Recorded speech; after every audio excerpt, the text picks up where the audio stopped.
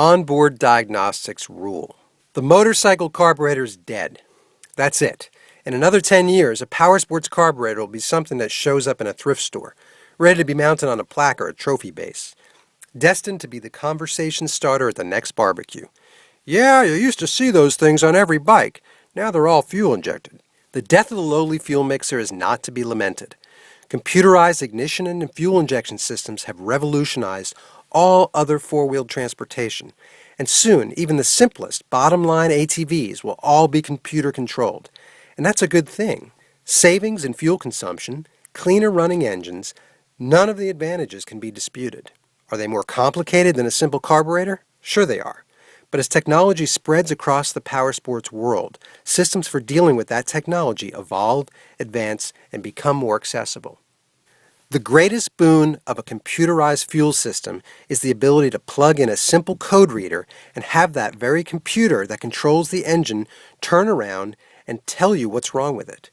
A code reader will display the P code associated with the error, and the better readers will even contain diagnostic information built right into the reader, making inspection and troubleshooting nearly effortless. In addition to cooperating with code readers, many of the machines now equipped with fuel injection systems offer a simple user mode code notification system that will alert the vehicle owner to the presence of a problem as well as spell out what that problem may be. Most systems flash the fuel injection warning light a number of times to indicate a listed code. Users can be confused by this unless they carefully follow the manufacturer's instructions in deciphering a blink code. For example, 2 flashes of the warning light on a Kymco scooter may be indicating a crankshaft position sensor malfunction, which is not a 2 code. Instead, it's a P0335 code on the Kymco factory code reader. That little bit of knowledge, though, along with a good workshop manual, will allow the mechanic to quickly zero in on the problem at hand. Some of the newest machines can go a step or two beyond a simple code display. One of our latest repair manual projects was a Yamaha WR250R.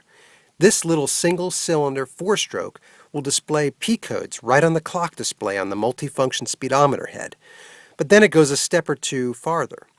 Using a series of button presses, the operator can put the Yamaha ECU into a special diagnostic mode that can perform 2 different functions. The first function of the special diagnostic mode will fetch and display the actual data being read by the sensor in question.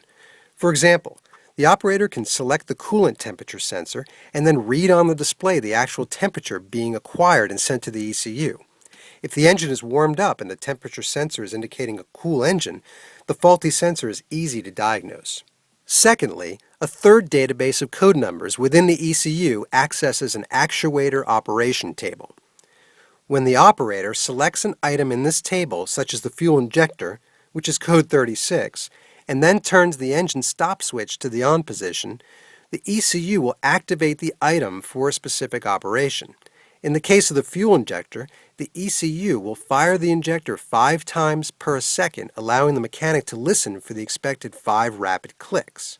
No clicking from the fuel injector would be a dead giveaway of a failed injector system, and all this functionality is built into a typical single-cylinder, dual sport bike speedometer head. Imagine that. A customer may complain that fuel injection is too complicated and long for the simple days of carbureted machines. But the effectiveness and fuel efficiency of fuel injection makes it a much more desirable fuel handling system now and in the future. Combine its functionality with the ability to diagnose and broadcast its own faults, and your FI system is a clear winner. Thanks for watching. Be sure to visit cyclopedia.com to learn more about our online manual.